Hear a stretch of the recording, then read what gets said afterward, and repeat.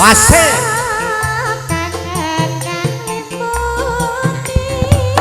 Cuk ca ho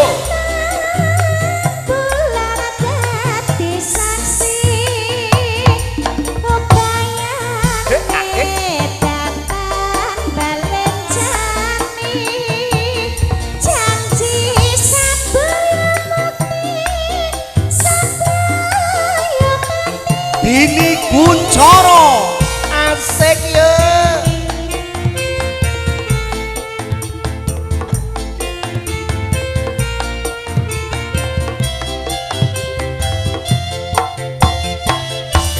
wong ayu tresna mungkin naryo tombo susatron neng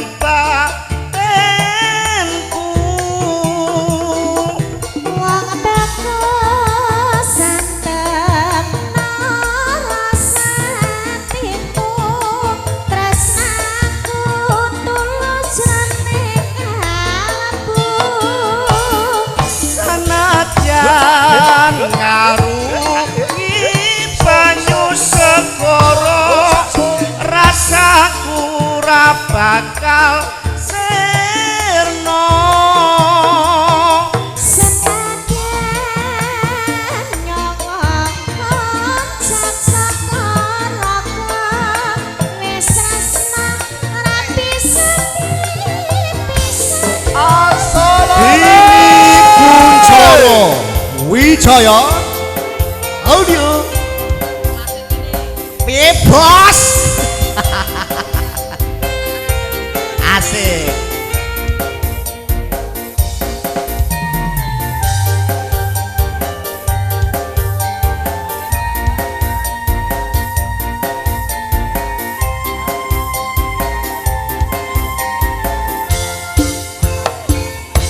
siang pantoro ratri mong eleng manis sing ati setiaku bisa anduweni marang sang Yasulatsmi masuk asik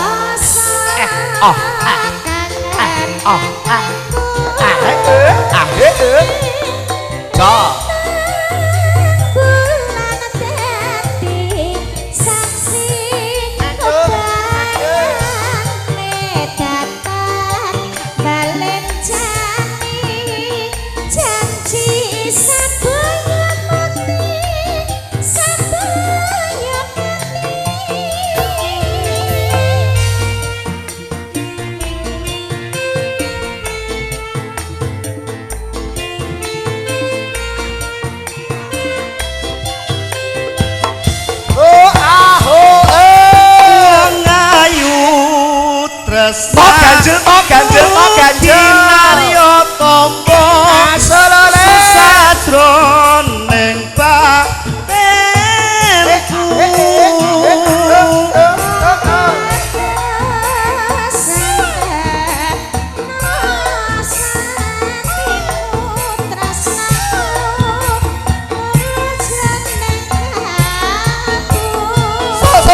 senadyan ngarungi banyu segoro rasaku ra bakal sirna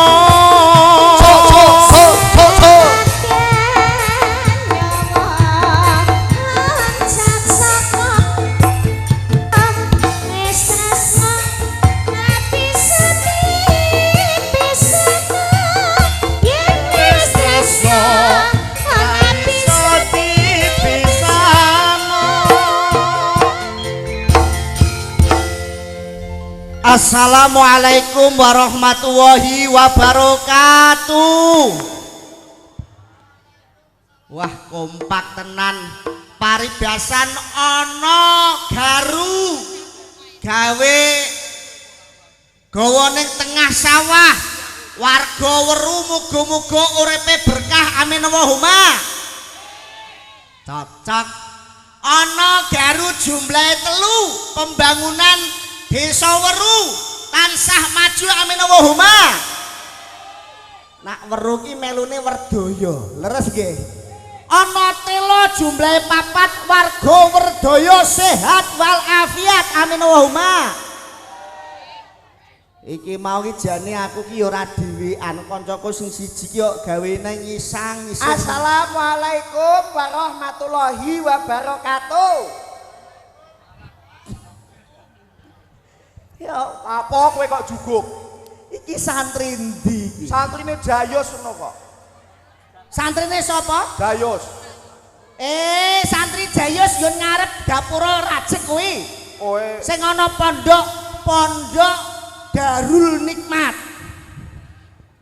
Wis ana kok santri kaya ngene ya Allah Gusti. aku wis nggawa katib iki lho. Kowe ndak tak sawang-sawang malah kaya nganu. Wong kene Sapa? kaya Bayan Kamat Subedun.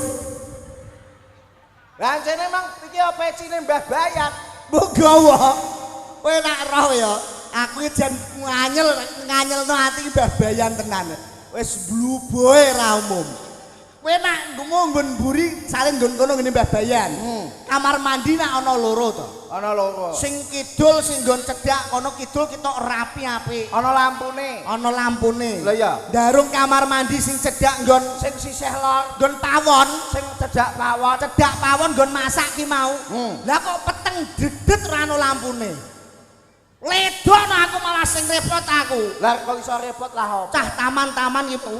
Dandane nggon kamar mandi kok dandane nguyuhe nggon kono ki mau. Pamoko do antri nguyuh kono kabeh. Lho aku untuk kamar mandi sing nggon lor ki mau. Lah terus. Cedhak nggon pawon ki mau nggon masak ki mau. Wah aku los nguyuh mlebu bledeng lampune peteng dedet ora ana lampune. Peteng dedet. Wah aku butuhe nguyuh cur. Bingung wayah ciwok bingung. Lah kok iso bingung? Biasane lak kanggone wong Islam nak bar nguyuh lak kudu cawi. Wah aku geragap-geragap golek banyu. Delak ki ana banyu saember. Ana banyu saember. Tak gawe ciwok. Piuk. Terus aku metu saka kamar mandi lagi telung jangkah, telemek. Lah kok panas kemranyas. kok iso ya napane? Wah aku penisirin lho San. Penasaran nek penisirin. Lah yo kuwi penasaran. Jikok HP aku. HP tak jikok, tak golek nggon senter, tak senteri. Tak senteri jebul kok banyu isah-isahan. Alah Mbah Bayan Kamat Subedun. Nek kaya sing duwe kono. Ayo padha jenenge padha. Basa iki cita laras kok. Kowe kurang pengalaman. Pengalaman piye? Lho aku iki santri teladan. Lah terus piye? Wah, nek ning ndi ki ya nggawa obat. Lah apa? Lho, gampang ora usah. Uyah kok dadak nggo obat. Ora usah golek banyu. Lah diapakno? Angger bar nguyuh diobat tabetno ya resik dhewe. Nek lanang gak apa-apa. Lah kene. Ana selange diobat tabetno sore. Nek wedok arep obat tabetno malah kecret kabeh. Oh senengane ngono. Iki ning desa Werdaya. Dusun Weru. Desa Werdaya dusun Weru. Mergo nak kono mengko Ngariboyo ki ya ana dhewe neh. Ana dhewe neh. Ya ketoprakan, Weru ya ketoprak, Ngariboyo ya ketoprak. Dina iki ora kaya biasane Dik Ran. Ora kaya biasane wong lakon jalukan lakon Islam kowe iku sing ora ngerti lakon. Piye? Yo lakon Islam metu ya kaya aku iki nganggo kentu. Apa jenenge? Ketu. Nyuk monyok. Ketu. Kepleset sithik kok. Ketu re malah ken. Apa mau? Kepleset sithik. Ketu pecis. Bladu. Lah iya. Kowe nggo bladu. Nggo bladu, nggawa tasbih barang ah. Endi tasbihmu? Santri modern ya tasbih digital. Iki tasbih. Lah kok mosok ana santri kok nggawa kalung barang? Lho iki santri sesuk delok kas iki munggah kaji bareng karo Mbah Kurdi. Kaji apa nak Mbah Kurdi? Sapa? Mbah Kurdi kaji apa? Yo sesuk ning ngarep kono lama-lama aku enggak baik. Lama-lama aku enggak baik. Oh senengamu. Iki sing kagungan kersa warga desa Weru utawa desa Werdaya. Werdaya. Pak Lurahe ora liya ki ya Baladhiwet. dhewe. Sapa? Pak Lurah iki mbiyen ki adik kelasku rikala sekolah SMA mbiyen. Heeh. Adik kelas. Adik kelasmu? Heeh. Lho kowe kok ora isin. Isin piye? Ku adik kelasmu dadi lurah kok kowe primo dadi dagelan kok. Iya ya. Aku yo isin ah. Yo Adik kelasmu iso nanggap kakak kelase lho. Lah kowe kapan nanggap Pak Lurah? Lah ono Pak Lurah kok ditanggap lah po. Ning jane ngene. Lah ngene apa? Sing isin Pak Lurah. Lah kok iso? Lah wong adik kelas nanggap kakak kelas kok ora disawer. Yo biasane lho Ngisin-ngisini. oh, non sewu lho jane nek aku ki antarane bayaran karo sedulur tetep yo milih sedulur. Apik omongan kudu Lah iya konsisten. bayaran karo sedulur nek kanggone wong seni aja mata duwiten. Betul. Kudu tetep milih sedulur. Milih sedulur. Sedulur sing ngeki duit. Oh alah. Maksudnya ki mau omongan- asmane Mas Sutio. Mas Sutio. Sutio Maksude. Asmo Kinaryo Jopo. Jeneng minangka donga. Sutio. Sutio. Iki diartekno nggih. Ana artine. Mas Lurah pinarak temu di Mas Lurah. Jare adik kelasmu. Yo wis dadi lurah ngundangi gak wani dik lele iki. Apa pengen disetul apa piye? Yo tetep Dik Lurah. Yo ngundangi yo Mas lah. Mas Lurah, ngendi wong ya Mas Tio ki? Oh nggih, mbok menawa krungu biasane nun sewu lho Mas Lurah ki namung cerita lho. Wingi aku ngartekno jenenge tanggoku cah cilik iki biasane per huruf ki 50.000. Kuwi tanggamu. Tanggoku. Nenak iki kan lurah. Lurah isih adik kelas. Isih adik kelas mbok menawa luwih saka 50.000 ya Dik ya. Kok ngarep. Diartekno sing apik. Sing apik. Sutio Sutio. dari 3 suku kata. 3 suku kata. Dari 3 suku kata iki wis ana werdine. Werdine apa? Kenapa kok telu? Mergo telung perkara sing bisa nyelametake menungso ana ing donya lan akhirate. Apa? Siji ilmu kang migunani, Ilmu kang migunani. loro amal jariah, Loro amal jariah. telu anak kang soleh lan solekah. Ateges muga-muga Pak Lurah Mas Sutio iku kalebu telung perkara iki. Ya amal jariah apik, ilmune ya migunani, tur kalebu putra sing soleh lan solekah. Amin. Kalebet garwane. Lho kuwi nak saka telung perkara. Telung perkara. Sutio.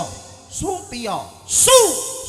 Sukses terpilih menjadi kepala desa Werdoyo. Itulah Mas Sutio. Tepuk tangan untuk Mas Sutio.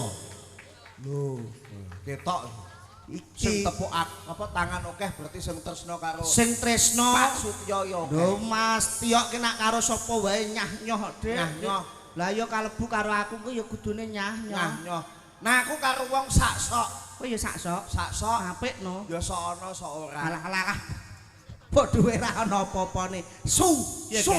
Ti. Iki sing penting iki kiti. Tidak akan pernah belinjani janji. Ateges Mas Sutio dadi lurah sing amanah untuk warga desa Werdoyo. Tepuk tangan untuk Mas Sutio. Oke, kuwi Suti. Mas, Yo. sik to. Mas, Apa lho? Mas Tio. Kok hurung Jare adik kelasmu. Heeh. Ah, ketoke kleru iki. Kok urung ana utusan mrene ya, Dik? Utusan kono apa? Mbok nyeket-nyeket lah gak apa-apa. Koyo Mosok aku kon medun rono. yo kowe mau wis dolan apa durung? Durung. Kan kene iki wis sowan rono apa urung? Urung wong iki tak wong iki. Ngono kok kanca. Mas Tio iki sak kejaba lurah. Kejaba lurah ki yo bos mebel. Dadi duwe usaha tentang perkayuan mebel lan layane. Kowe pengen pesen ora? Yo mebel barang. Mebel barang pesen, pengen pesen kayu ora? Gua apa? Lho ndak menawa arep buge tenger. Aimu. Lah, jenengan lah. Lah, Lah iya. lah. Lah iya. Lah jenengan. Lah ngoten. Lah gedeng kula ya. Lah, Telek. lah. Gayane Gedeng aku yo. lah kok langsung ndang cak-cek. Iki sing diarani asaduhatul lidafil bala. Alah, ku yo cangkeme dagelan iku sing pinter iku ah.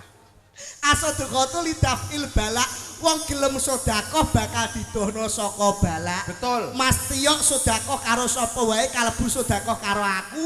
Muga-muga ado saka balake, ado saka bilaine, ado saka penyakite, ado saka siadakale.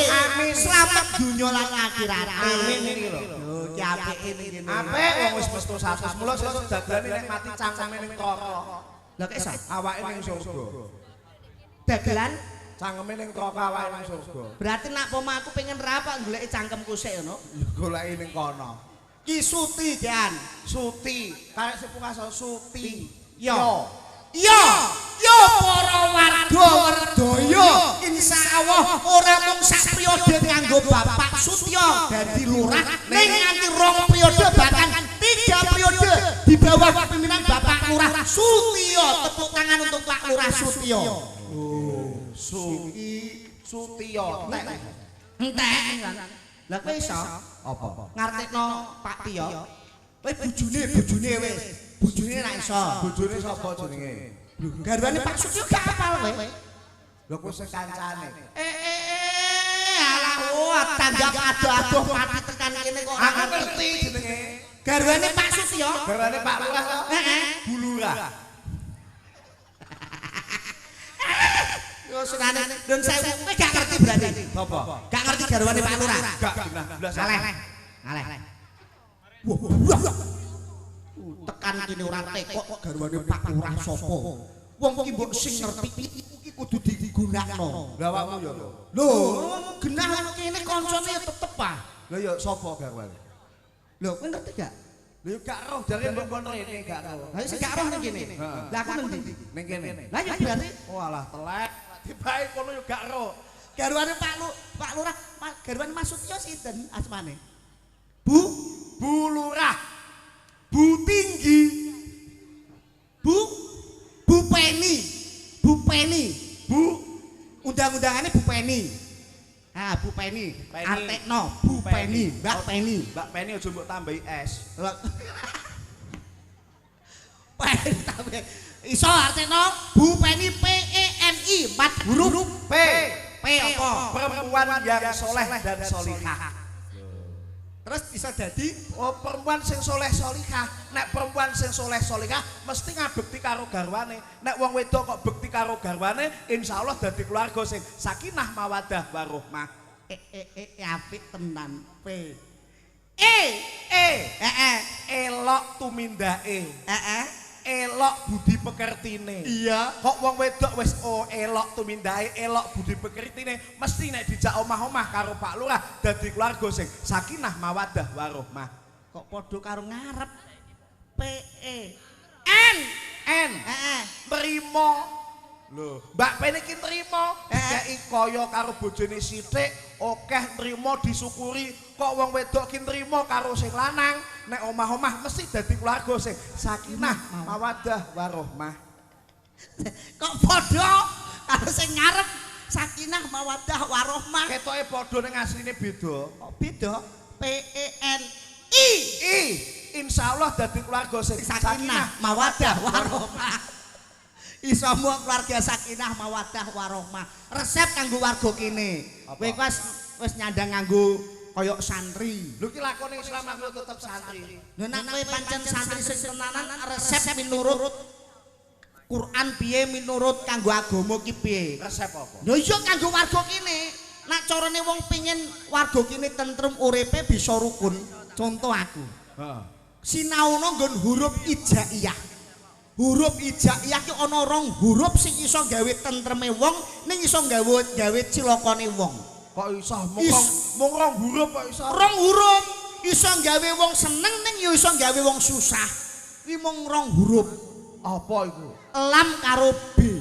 Dadi lambe. Lho iki ngilmu dhuwur iki. Angger kowe iso njaga lambemu ya bakal tentrem uripmu, ning ora iso njaga lambene bakal sengsara uripmu. Oh, Jarine jarine ijaiyah. mulutmu harimaumu. Heeh. Nek perkara huruf ijaiyah ya malah luwih jero aku. Iso kowe. Lho aku iki huruf ijaiyah alif ba ta sak cim kak kok dal sampai tekan ya wis tak resepi nganti tekan jroning atiku. Wah, Ora mung tak waca tok. Iso Tapi tak maknani ben piye carane iki mancep nganti sak jroning atiku nganti sak sanubariku. alif tekan pungkasan ki mau Ya, ana artine ana cah kene kok. alif apa? Alif. Heeh. Alif ki nek terus tak ibaratke kaya lip. Hah. Apa lurus Munggah Lip medun. munggah mudun. Oh, Dadi oh, nek oh. kepengin tentrem, Iya. hubungane munggah ki karo Gusti Allah mudun, karo sak padha ki kudu imbang. Nek duwe dosa karo Gusti Allah, njaluk ngapura tobatan nasuha insyaallah di ngapura. Nek dosa karo padha Sapadha-padhane. padha menungso, kok durung njaluk ngapura nganti besok dosane isih ana. Kuwi alif. Alif, Pinter tenan cah iki. Bak.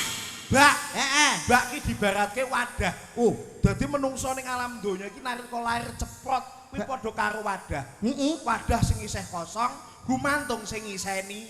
Ngono. Biseni barang apik insyaallah ya dadi barang sing becik. Iya. Sing ngiseni kok diwari sing ala, bakal ya dadi bocah sing ala. Bak alif bak tak. Tak.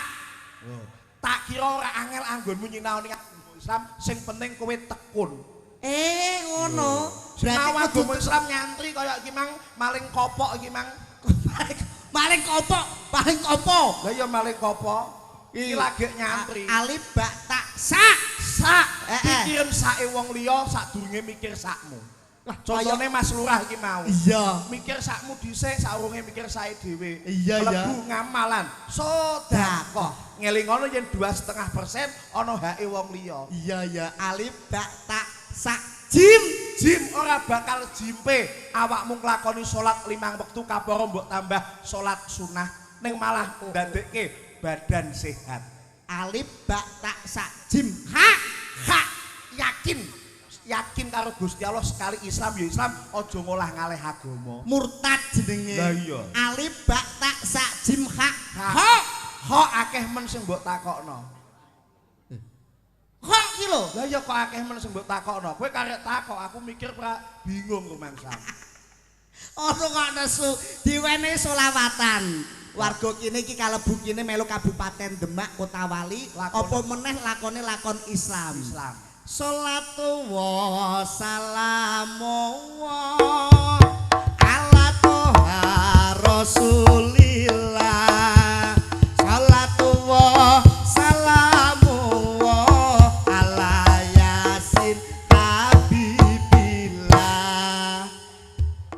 Padang rembulane tanggal siji. Jawab Pak. Yen pengen urip lumayan kudu tansah sregep ngaji. Sholatu wa salamu ala toha rasulillah. Sholatu wa salamu ala yasin habibillah. Padang rembulane tanggal loro. Yen pengen urip lumayan sregep sinau ben ora bodho. Yo sholatu wa salamu ala toha rasulillah. Sholatu wa salamu ala yasin habibillah. Padang rembulane tanggal telu.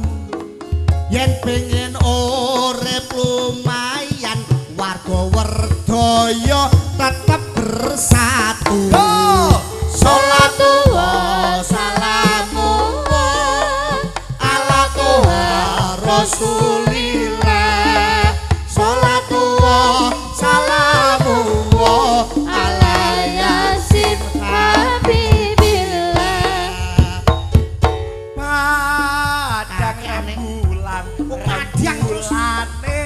tanggal papat. Yen pengen urip lumayan wong weru yo bersolawat. Sholatu wa salamu ala toha Rasulillah Salatullah salamullah ala yasin Habibillah Padang bulan rembulan Lu garek udang-padang. tanggal-tanggal 5 yen pengen urip lumayan asolate kudu dijogo salatullah salamullah ala Tuhan Rasulillah salatullah salamullah ala yasin Habibillah Pak kok awetmu Pak terus ganti Loh, prepote ngono tanggalan kita kan 30 ya nyonyor lambeku no nganti tekan 30 kon nerusno kowe garek muni Pak kok penak ganti repote dadi petani asolate aja nganti lali apa meneh yen wayah tandur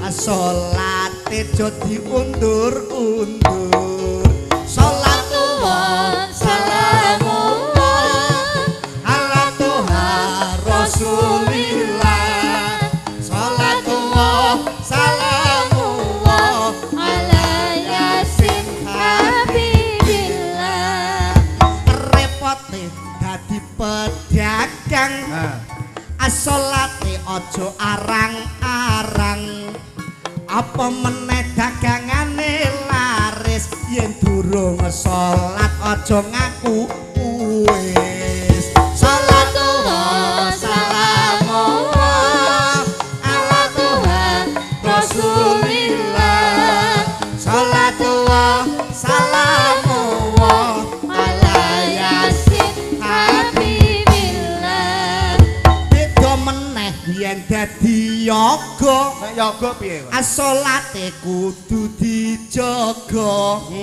yogane cipta laras Cipta laras. awak sehat bagas waras terus. salatullah salamullah ala Tuhan Rasulillah salatullah salamullah ala yasin Habibillah beda meneh dadi dagelan dagelan Gur. mesti akeh wong padha sayang Alah pretah. ada gelan jenenge Mas Danang sregep ngaji sregep sembahyang salatullah salamullah ala Tuhan Rasulillah salatullah salamullah ala yasin Habibillah Dagelan aku. beda meneh dagelan kismaran Apik iki mesti. ra tau ngaji apa meneh sembahyang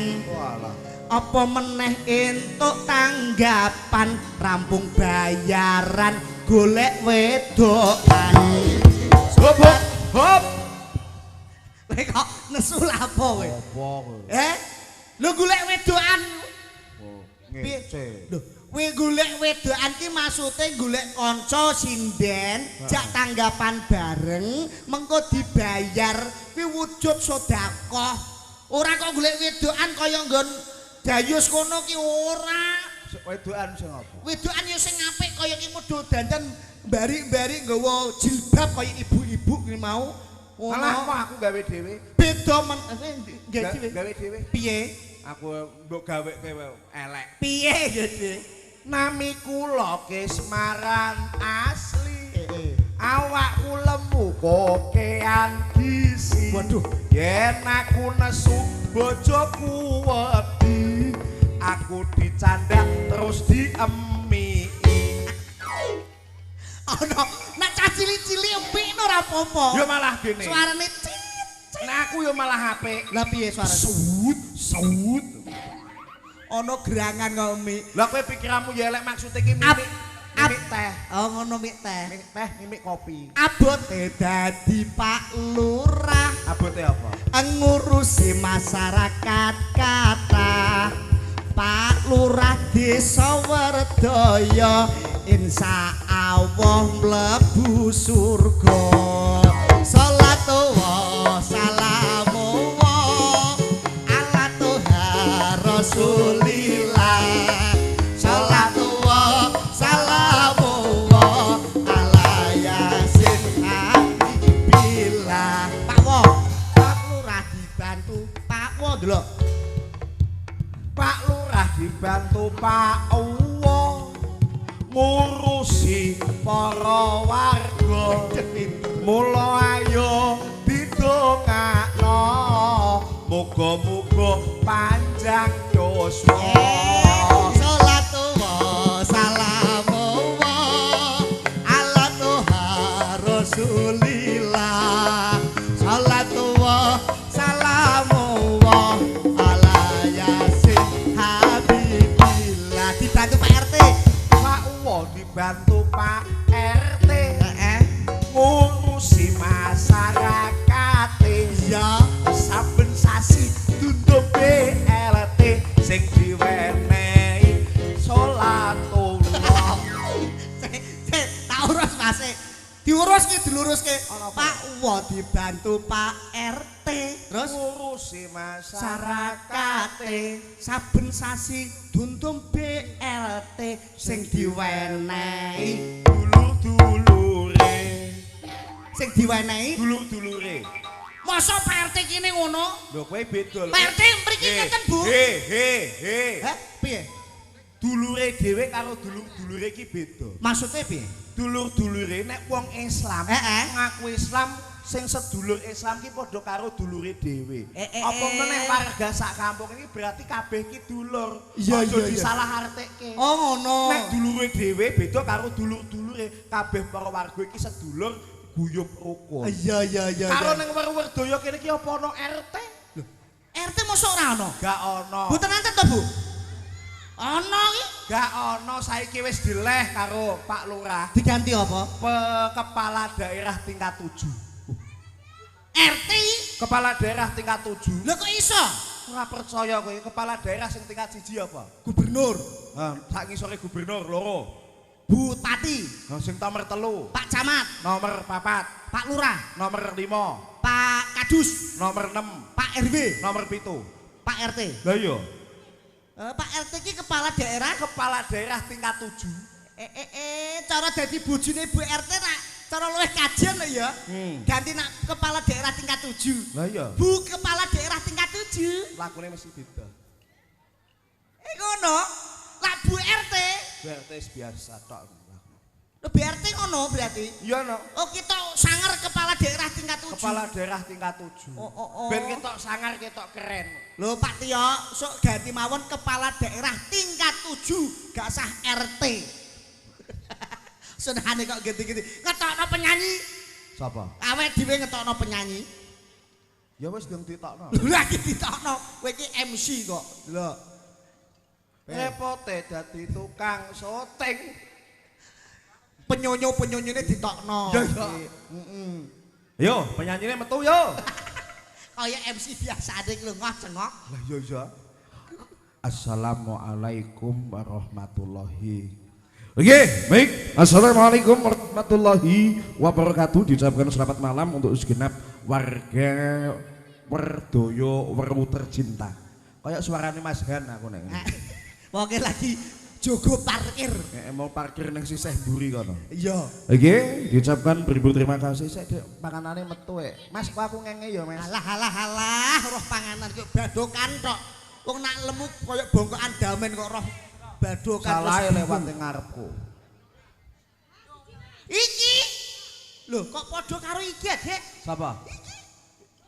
Dudu Iki sapa lah iki? Iku anake Kurdi. Kok ora maulah maleh kok jek nang kene. Mbok pindah dhuwur genti lho. Aja mbok tabohi. Omah ki sosok digenti-genti omahe. Pindahan ki kok foto ning kono. Sik to. Lho, pindah sesuk. sik aku pengen teko. Piye? Lho iki kan wedok. Apa bojone celeng kae to? Apa? Biasane omah ki ana bojone. Lah ana bojone. Iki sing di omah sing wedok. Di omah sing wedok. Iki sing di omah Lah iya, sing wedok. Lah iki sing lanang. Sing lanang kok fotone ngene iki piye? Aja bos. Kok fotone ganti sok fotone maskan. Ganti. Yo.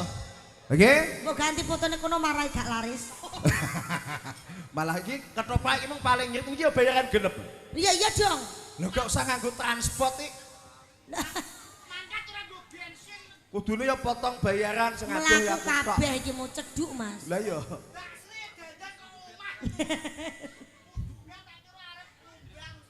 Jare meh yasinan mau. Masane.